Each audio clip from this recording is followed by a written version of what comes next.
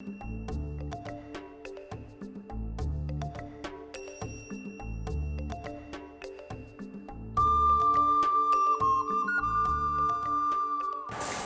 nome é Berenice Elisa Johnson Silva. Eu sou filha de Norman Johnson e de Elvira Berenice Johnson. Meus avós vieram do Caribe, do Barbados. Então, nem todos eram de Barbados. Por exemplo, meu pai, Norman Johnson, ele veio de Grenada. Mas quando eles perguntavam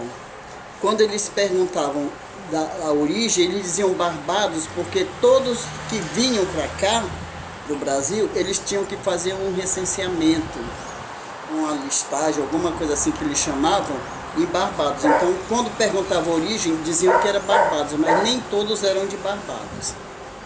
Então, eu nasci num bairro, um bairro que foi destinado assim às pessoas que trabalhavam na estrada de ferro, os migrantes do Caribe.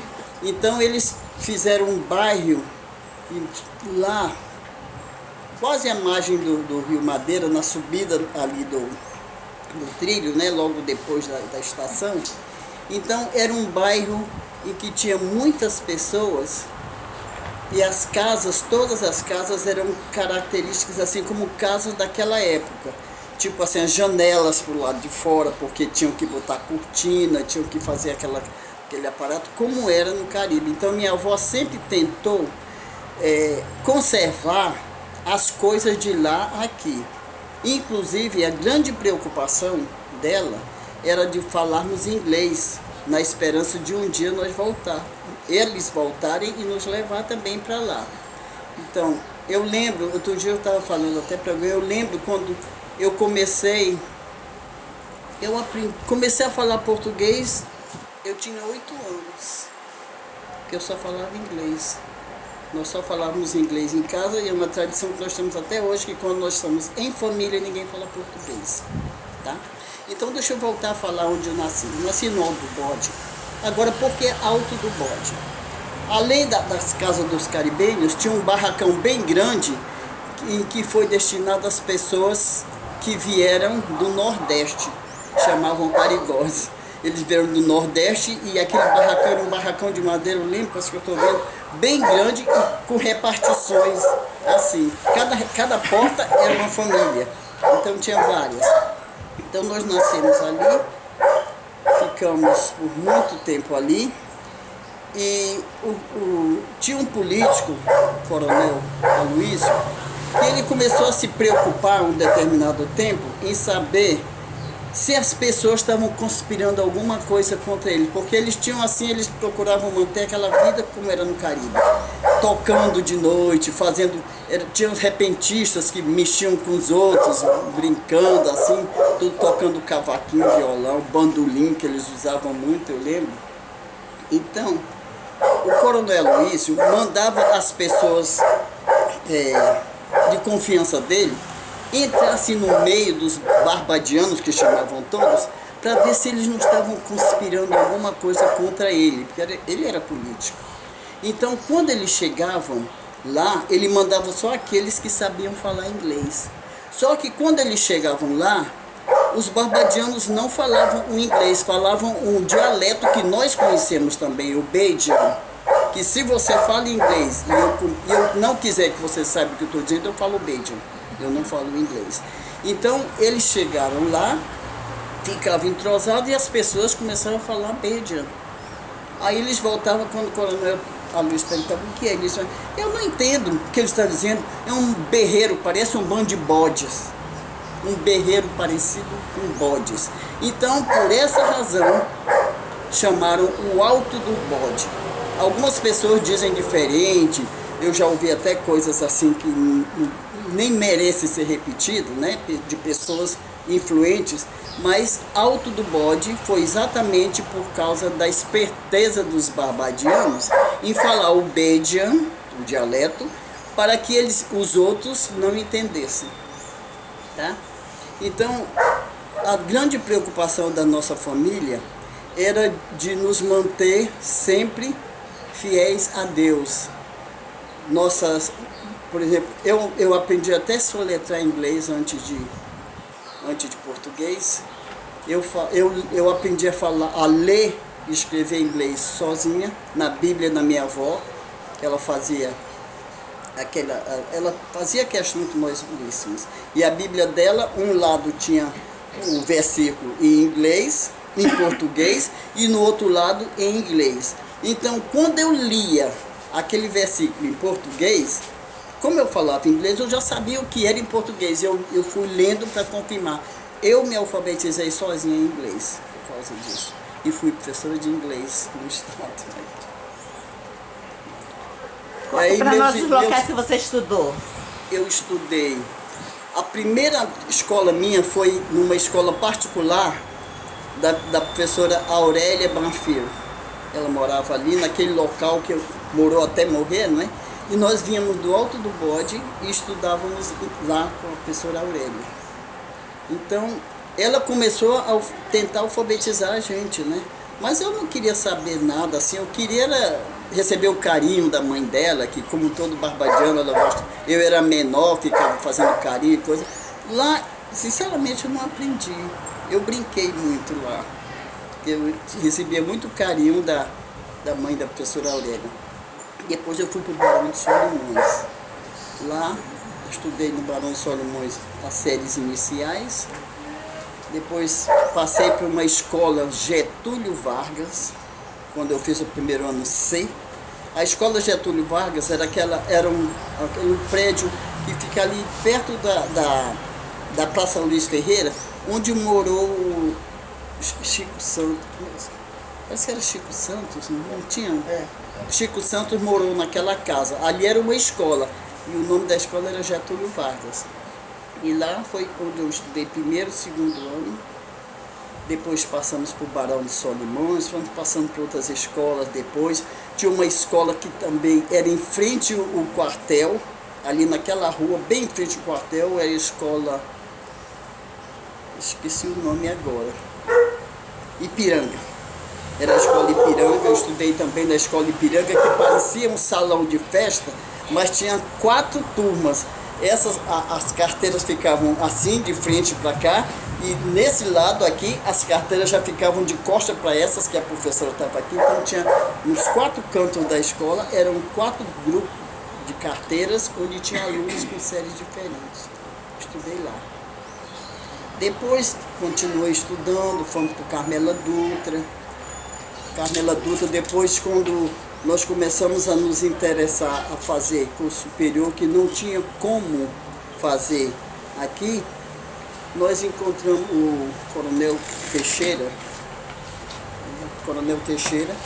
Ele viu quem tinha esse interesse, e foi quando eu tive a oportunidade. Eu já trabalhava no sistema de ensino, de estudar com uma faculdade de Bauru. Essa faculdade primeiro ela veio para o Humaitá. Nós fizemos a licenciatura curta. Nós fomos fazer o vestibular no Humaitá. E nós éramos tão assim assistidos pelos professores da época, pelas autoridades na área da educação na época, que eu lembro que quando nós fomos fazer o vestibular, o diretor da divisão de educação nos acompanhou. Era o Badoche, ele nos acompanhou até o Humaitá, nós fizemos vestibular, passamos, fizemos a licenciatura curta no Humaitá, eu e um grupo de pessoas, o professor Eduardo Lima Silva, a professora Valdemarina, a professora Dulcineia, o Eduardo Lima Silva, então o Nicásio, nós estudamos no Humaitá, terminamos a licenciatura curta. Quando terminamos a licenciatura curta, o governador achou que nós deveríamos completar. Então nos deu bolsa para estudar em Bauru. E nós fomos estudar em Bauru, completamos, né? Fizemos a plena em Bauru. E ele ainda deu a oportunidade assim, quando nós íamos viajar, o governador tinha tanto interesse pelo desenvolvimento da educação, que quando íamos viajar, ele nos dava como bolsa, porque nós passávamos 3 meses, voltávamos 3 meses, ele nos dava o mês de vencimento, para nós chegarmos lá e pagar o pensionato, tudo, porque o curso, ele só entrava em contato com a faculdade, sabia quantos créditos nós faríamos e qual seria o valor. E ele, o governo, transmitia. A gente nem sabe quanto que custou esse curso. Então, nós fizemos isso, a plena. Depois fizemos a plena. Ele abriu a oportunidade para quem quisesse fazer pós-graduação. Eu aproveitei essa oportunidade com outros colegas. Depois, quem quisesse fazer mestrado, eu fiz mestrado também, tudo por conta do governo do estado de Rondônia. Porque o grande interesse dele era a educação, né? Então, nós tivemos esse grande privilégio de estudarmos em Bauru por conta do estado de Rondônia, o nosso querido estado. Depois você foi lecionar, conta aí para nós. Bom, muito antes de viajar, de fazer esses cursos, tudo, nós já trabalhávamos aqui. Eu comecei a trabalhar na educação. Tinha a questão de política, então eu, Eunice e o Elvestre, nós queríamos trabalhar. Então, como tinha questão política, e meu pai era visto como opositor, né? Não era. Eu lembro bem, não sei se eu devo contar isso. Eu lembro bem que um dia nós chegamos na divisão de educação, atrás do nosso emprego. A gente já vamos atrás de emprego. Eu, Eunice e o Elvestre. Quando chegamos lá, era uma fila enorme. A pessoa que estava atendendo disse assim: deixa esses 3 passarem porque eu sei que o caso deles é negativo. Eu não vou mencionar o nome da pessoa em respeito. Deixa essas 3 entrarem porque elas são, o caso delas é negativo. Nós havíamos votado contra o Aloysio Ferreira e eu fazia até campanha. Eu fazia até campanha, ia para comício, a gente fazia campanha e se manifestava mesmo. Então, aí eu fiquei tão revoltada com aquilo, eu achei uma falta de respeito. E o que nós 3 combinamos? Vamos no Palácio do Governo dizer isso para o governador, pedir emprego dele. Quem era o governador? Sobrinho do Aloysio Ferreira. Aí nós chegamos lá, nós começamos a questionar ainda, dizendo, olha, a gente não vai dizer porque ele é... Eu digo, pois eu vou subir e vou dizer para ele. Aí a gente pensa, bom, ninguém vai chegar e dizer eu sou o Johnson, que ele vai saber quem tinha conta. Nós subimos, ficamos esperando a nossa vez para ser atendido. Quando nós chegamos na porta, ele levantou e disse, podem entrar, como vai o velho? Ele conhecia meu pai, porque meu pai trabalhava no centro telefônico lá, na coisa. Aí nós entramos, e aí eu nunca esqueço, em que posso servi-los? Eu disse, olha, nós estamos aqui porque nós já terminamos o curso normal regional, já tínhamos terminado, né? E nosso pai precisa que a gente trabalhe para ajudar por causa dos outros irmãos. Então, nós estamos vindo da divisão de educação e disseram que o nosso caso era negativo porque nós votamos contra o coronel Aloysio. Eu falei para o sobrinho dele. Ele olhou assim, tudo. Aí ele disse assim, fez mesmo assim, foi e pegou o telefone. Ligou e disse, olha, ligou para a divisão de educação, eu estou mandando 3 candidatos para vocês contratarem agora como professores. Ah, mas eu quase saio, eu só não saí pulando com medo de cair. Eu só não saí pulando com medo de cair. Mas nós saímos na maior felicidade. Chegamos lá, assim já por cima, né? Quando aparecemos na porta, disseram assim, podem entrar. Nós entramos. Nós fomos todos contratados por ordem do senhor governador naquele momento. Mas o que aconteceu? As ruas de Porto Velho não tinham asfalto, era só lama e cachoeirinha, onde quando chovia a gente tinha que desviar as águas. O que fizeram? Me colocaram na escola Duque de Caxias, bem longe, mais distante, olha onde nós morávamos, nesse canto já. Colocaram a Eunice na escola Getúlio Vargas. E o Elvestre no Franklin Roosevelt. Eles chamavam Morro do Triângulo. Eles nos colocaram nas escolas mais distantes. Então o que é que nós dissemos? Olha, nós não vamos faltar um dia. Nós vamos fazer tudo para eles verem que nós queremos trabalhar. A gente ia para a escola, chegava lá com o sapato atolado, lavava a sandália, que não tinha sapato assim fechado, era o pergata, a gente lavava para poder entrar na sala de aula. mas nós não faltamos, nós trabalhamos até o fim e nós temos isso como orgulho de termos semeado, de termos alfabetizado, de termos doado o que nós somos para a população de Rondônia. E depois? Onde mais você trabalhou? Foi com o Murilo Braga? Depois eu lembro que quando a dona Vera Dutra, isso há muito tempo depois, eu pulei já há vários anos, imagina. Então, quando a Vera Dutra chegou, ela me nomeou diretora do Murilo Braga. Parece-me que a diretora estava com problema de saúde e ia sair.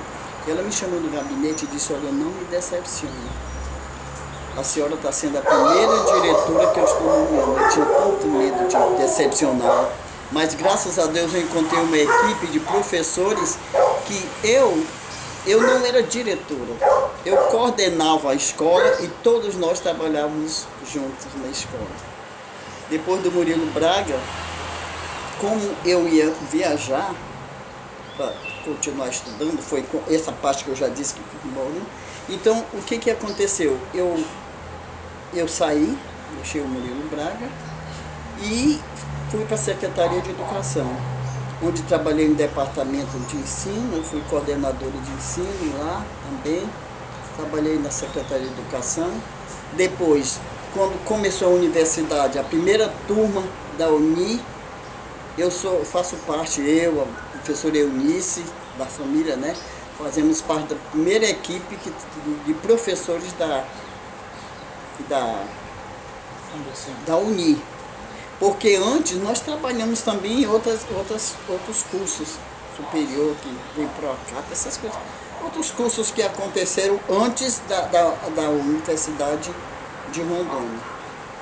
E lá eu trabalhei, além de trabalhar na universidade, eu continuei trabalhando no governo, onde eu fui coordenador de ensino do estado, viajávamos muito pelo interior todo, tive o privilégio de conhecer muitos, até Forte Príncipe da Beira, eu tive o privilégio de conhecer quando fui coordenar lá os trabalhos de alunos. E depois de voltarmos de lá, dessa questão todinha, eu resolvi aposentar no governo. Eu tinha 40 horas no governo e 20 horas na UNI, porque eu não podia ter 40 na UNI também, né? Porque na época, não sei se agora mudou, mas na época tínhamos que ter no máximo 60 horas. Quando eu aposentei no governo, eu aposentei por tempo de serviço, já havia excedido, aí eu dobrei o meu contrato da UNI.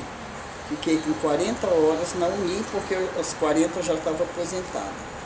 E trabalhei na UNI até que um belo dia eu tive uma grande decepção na minha vida, porque meu prazer é uma sala de aula. A Eunice deve lembrar, nós estávamos numa reunião, quando eu recebi um presente do MEC, eu recebi uma portaria do MEC me comunicando que eu estava aposentada. Eu havia completado 70 anos. Compulsória. Gente, compulsória, aposentadoria compulsória. Eu nunca senti uma decepção tão grande na minha vida como nesse dia. Eu fiquei desesperada, eu olhava assim para um, para outro, será que alguém me denunciou? Eu até culpei a Eunice uma hora, eu disse, foi bem a Eunice que disse que eu tinha 70 anos, mas não, o MEC sabia que eu tinha 70 anos. E eu fui aposentada, eu saí da UNI triste. E como eu saí assim, aí depois eu fiquei, o que eu vou fazer? Eu voltei para a UNI, comecei a fazer um curso de música. Tudo isso eu fiz só para estar entrosada. E até hoje, se surgir alguma coisa que eu tiver possibilidade, que eles ainda quiserem uma velhinha de 80 anos, porque eu nasci no dia 19 de dezembro de 1937, se quiserem ainda aceitar uma velhinha de 80 anos, eu estou disposta ainda a estudar, fazer qualquer curso. E o teu filho? Fala sobre os filhos. Marido, filho, casou? Quando você casou? Não sei nem quem morreu. Não sei. Eu casei com o Valmir, José Valmir Teixeira Silva. Tivemos 2 filhos. O primeiro teve um problema, perdemos, seria uma menina. Mas depois nós tivemos 2 filhos, o Valmir Júnior e o Marcelo. O Valmir Júnior mora aqui, a esposa dele é a Ilda, né? Tem 3 filhos, o Valmir, e o Marcelo, como ele era músico, foi para São Paulo, depois foi para Grécia, passou um tempo na Grécia, um tempo lá, em Portugal, ficou algum tempo em Portugal, trabalhando na área de música. E lá ele casou-se com uma grega. Mas hoje ele está no Brasil, ele continua viajando, até ontem ele estava viajando, fazendo música. E o Valmir é professor na escola Jorge Andrade, professor de contrabaixo na escola Jorge Andrade. Os dois só tiveram tendência assim para a área de música, né? Então essa é uma pequena história que eu ficaria ainda muito mais tempo falando se fosse envolver meus irmãos, que cada um tem uma história para contar.